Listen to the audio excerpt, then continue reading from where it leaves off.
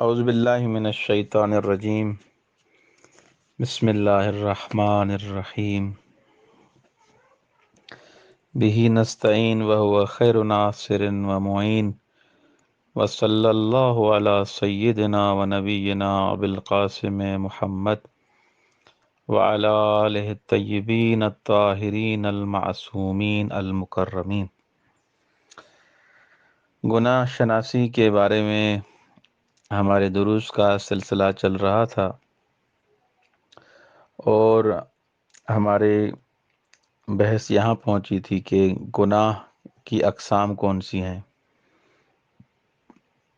تو سب سے پہلے ہم نے گناہ کو تقسیم کیا، گناہ یا صغیرہ ہوتا ہے یا گناہ کبیرہ ہوتا ہے۔ اس کے بعد ہم نے دوسری تقسیم جو روایات اور آیات سے ہم نے معلوم کی اور روایات اور آیات میں موجود ہے کہ وہ گناہ جو قابل بخشش ہیں اور وہ گناہ جو قابل بخشش نہیں ہیں۔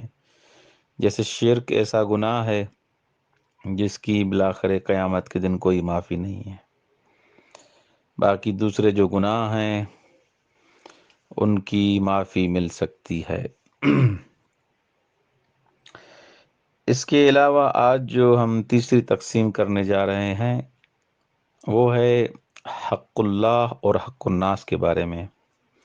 جیسا کہ آپ جانتے ہیں کہ خداوند متعال نے انسان پر کافی تکالیف شرعیہ اور ذمہ داریاں ان پر واجب قرار دی ہیں، اور جو انسان جو مکلف ہے ان احکامات کو اس انداز میں اگر انجام دے گا جو خداوند عالم کے حقوق ہیں تو وہ مکلف ہے اور اس کو وہ احکامات انجام دینے ہیں۔ اب وہ انسان جو ان حقوق کو، ان ذمہ داریوں کو، ان واجبات کو، ان تکالیف شرعیہ میں اگر وہ کوتاہی کرتا ہے، ان کو انجام نہیں دیتا، نافرمانی کرتا ہے، تو اس نے در واقع خدا کے حق کو ضائع کیا ہے، خدا کی نافرمانی کی ہے، اور اس کے بدلے میں اس کو سزا دی جائے گی۔ اسی طرح ان ذمہ واریوں میں سے، ان تکالیف شرعیہ میں سے کچھ ایسی ہیں جو انسانوں کی بنسبت ہیں، ایک انسان کے دوسرے انسان پر حقوق ہیں جن کو حق الناس کہا جاتا ہے۔ اسلام میں حقوق کو حق الناس اور حق اللہ میں تقسیم کیا گیا ہے۔ حق الناس سے مراد وہ حقوق ہیں جو کسی کے ذمے لوگوں کے حقوق ہوتے ہیں، جبکہ حق اللہ سے مراد بندوں پر اللہ کے حقوق ہیں۔ حق الناس بھی ایک حوالے سے حق اللہ شمار ہوتے ہیں، لیکن یہ اصطلاح جب حق اللہ کے مقابلے میں آتی ہے تو اس سے مراد صرف اور صرف وہ حقوق ہیں جو انسان کے ذمے ہوتے ہیں۔ فقہی اور حدیثی مصادر میں حق الناس کے لیے حقوق العباد، حق آدمی، آدمی کے حقوق اور حقوق مسلمین جیسی اصطلاحات استعمال ہوئی ہیں۔ بعض فقہا نے حق الناس کو دو حصوں میں تقسیم کیا ہے: خالص حق الناس جیسے انسان کی جان اور مال، جبکہ غیر خالص حق الناس سے مراد وہ حقوق ہیں جس میں حق اللہ اور حق الناس دونوں کا پہلو پایا جاتا ہے، جیسے چوری، تعزیر، تہمت لگانا۔ اور یہ بات ذہن میں رہے کہ حق الناس سے مراد صرف مالی حقوق ہی نہیں ہے بلکہ جان اور عزت بھی اس میں شامل ہے۔ اس لیے جو غیبت ہے، گلا، غیبت، تہمت، چغل خوری، یہ مالی حقوق نہیں ہے، ان کا کوئی مال سے تعلق ہی نہیں ہے۔ اسی طرح لوگوں کو اذیت دینا، تنگ کرنا، یہ حق الناس میں شمار ہوتے ہیں۔ امام زین العابدین، امام سجاد علیہ الصلاۃ والسلام کی کتاب جو رسالۃ الحقوق سے مشہور ہے، اس میں 50 سے زیادہ دوسروں کے حقوق کو بیان کیا گیا ہے۔ اسی طرح حق الناس کو احادیث میں اس انداز سے یاد کیا گیا ہے کہ اگر انسان کوئی حق الناس کو ضائع کرتا ہے، حق الناس کو انجام نہیں دیتا، تو اس کی دعا رد ہو جائے گی۔ امام جعفر صادق علیہ الصلوۃ والسلام فرماتے ہیں کہ مومن کا حق ادا کرنے سے بالاتر کوئی عبادت نہیں ہے۔ رسول خدا صلی اللہ علیہ وسلم کی حدیث میں آیا ہے کہ اگر کسی کے ذمے دوسرے کا حق ہو اور ادا کرنے کی استطاعت بھی رکھتا ہو، اسے ٹال دے تو اس کے نام اعمال میں ہر دن کئی گناہ درج ہوں گے۔ تو اس حساب سے آپ احادیث میں دیکھیں، فقہ میں دیکھیں، فقہ میں بلکہ حق الناس کے بارے میں قضائی اور کورٹ کے احکامات بھی بیان کیے گئے ہیں۔ بہرحال اس میں جانا نہیں چاہتا، یہ ایک مفصل بحث ہے، لیکن گناہ کے حساب سے آپ کے محضر میں عرض کریں کہ وہ گناہ جو انسان لوگوں کی بنسبت انجام دیتا ہے، ان کے حق ضائع کرتا ہے، ان کی غیبت کرتا ہے، ان پر تہمتیں لگاتا ہے، حتیٰ کہ تہمت کو یہ بھی بیان کیا گیا ہے کہ التہمت اشد من القتل یا التہمت اشد من الزنا، قتل سے اور ان بڑی بڑی بیماریوں اور گناہوں سے زیادہ ہے حق الناس کا ضائع کرنا۔ تو اس حساب سے وہ گناہ جو حقوق اللہ انسان ضائع کرتا ہے، خدا کے حقوق انجام نہیں دیتا، اور وہ گناہ جو انسان لوگوں کی بنسبت جو اس پر حقوق ہیں یا مثلا لوگوں کو اذیت دیتا ہے، ان پر تہمتیں لگاتا ہے، ان کو اذیت دیتا ہے، اس حساب سے گناہ کی یہ تقسیم ہو رہی ہے۔ یا یہ روایت جو مولا علی بن ابی طالب علیہ الصلوۃ والسلام سے نقل ہوئی ہے کہ الذنوب ثلاثۃ، گناہ کی 3 قسمیں ہیں، فذنب مغفور وذنب غیر مغفور وذنب نرجو لصاحبہ ونخاف علیہ۔ گناہ کی 3 اقسام ہیں، ایک وہ گناہ جو بخشا جائے گا، اور وہ دوسرا وہ گناہ جو قابل بخشش نہیں ہے، اور تیسرا وہ گناہ بالآخر جو انسان انجام دیتا ہے اس کے لیے امید کی جاتی ہے اور بالآخر اس کی بخشش ہو جائے۔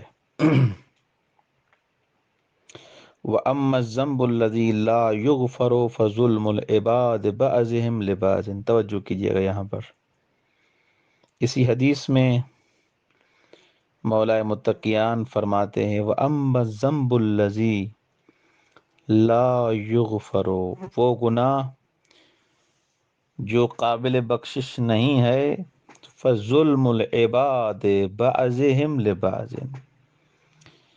بندوں میں سے ایک کا ظلم کرنا دوسرے پر۔ اب جو یہ اس شخص نے دوسرے پر ظلم کیا ہے، اس کی چوری کی ہے، اس پر مثلا تہمت لگائی ہے، اس کی غیبت کی ہے، یہ ظلم ہے، اس کے لیے مولا فرماتے ہیں لا یغفر، یہ بخشا نہیں جائے گا، حق الناس ہے۔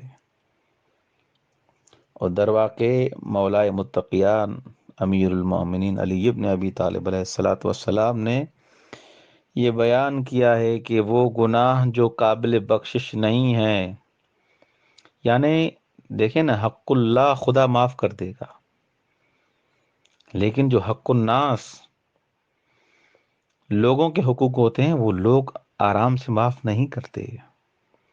جب تک جس انسان کی آپ غیبت کرتے ہیں، جس کی گلا کرتے ہیں، جس کی غیبت کرتے ہیں، اس کی عدم موجودگی میں جو اس کو ناسزا الفاظ اور ایسی باتیں کرتے ہیں جو اس کو پسند نہیں ہیں، خوب ایسی چیزیں جب اس کے لیے بیان کرتے ہیں، تو جب تک وہ معافی نہیں دے گا خدا بھی معاف نہیں کرے گا۔ خوب وہ فقہی احکامات ہیں اس کے لیے۔ غیبت کا خود ایک الگ باب ہے، اس پہ انشاءاللہ فرصت ہوگی تو غیبت اور تہمت پہ ایک مفصل گفتگو کریں گے۔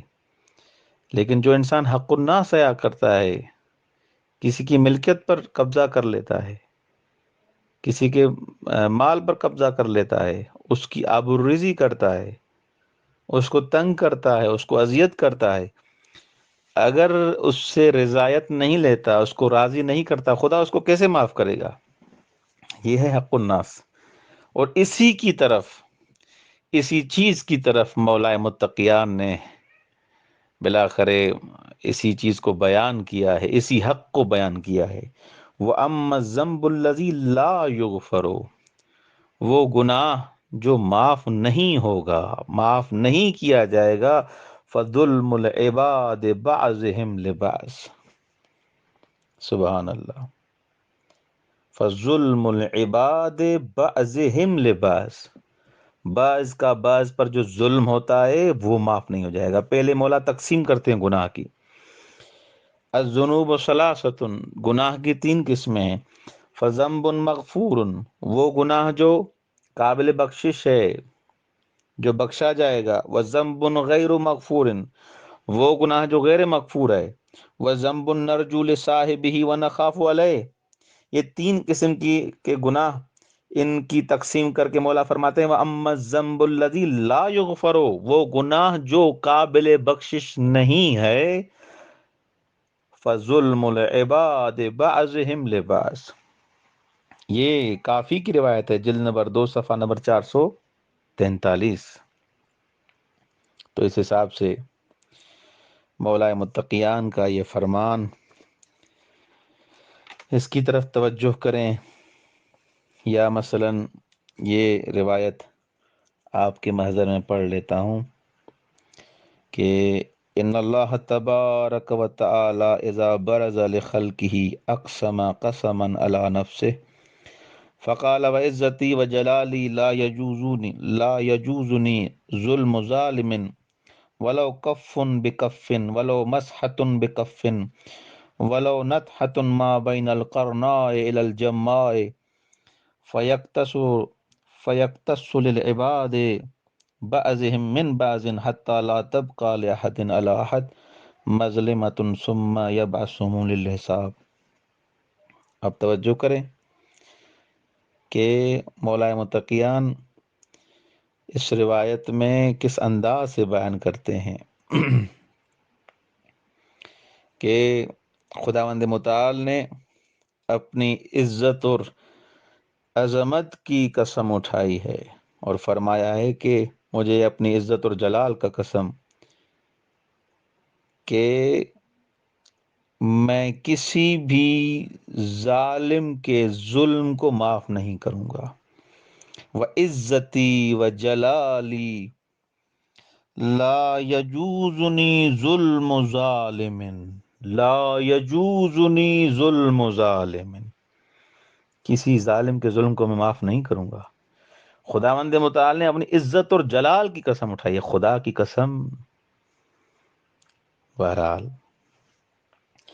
اچھا، اس کے بعد جو مثالوں کے ساتھ بیان کیا ہے، یعنی کتنی مقدار میں، اگر بہت کم مقدار میں بھی اگر وہ ظلم ہے، کسی مسلمان پر، کسی انسان پر اگر ظلم کیا ہے، خدا اپنی عزت اور جلال کی قسم اٹھا کے کہتا ہے میں اسے معاف نہیں کروں گا۔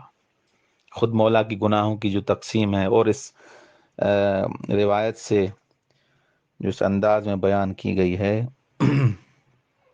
بہرحال یہ گناہ کی جو تیسری تقسیم تھی ہم نے بیان کی، حقوق اللہ اور حقوق الناس کے حساب سے، کہ حقوق اللہ تو بالآخر معاف ہو سکتے ہیں کس حد تک، خداوند متعال رحیم ہو، رحمان ہے، لیکن وہ انسان جو دوسرے انسانوں پر ظلم کرتا ہے، ان کے حق چھینتا ہے، ان کی آبروریزی کرتا ہے، وہ گناہ کبھی بھی معاف نہیں ہوں گے جب تک وہ شخص خود معاف نہ کرے۔ والسلام علیکم ورحمۃ اللہ۔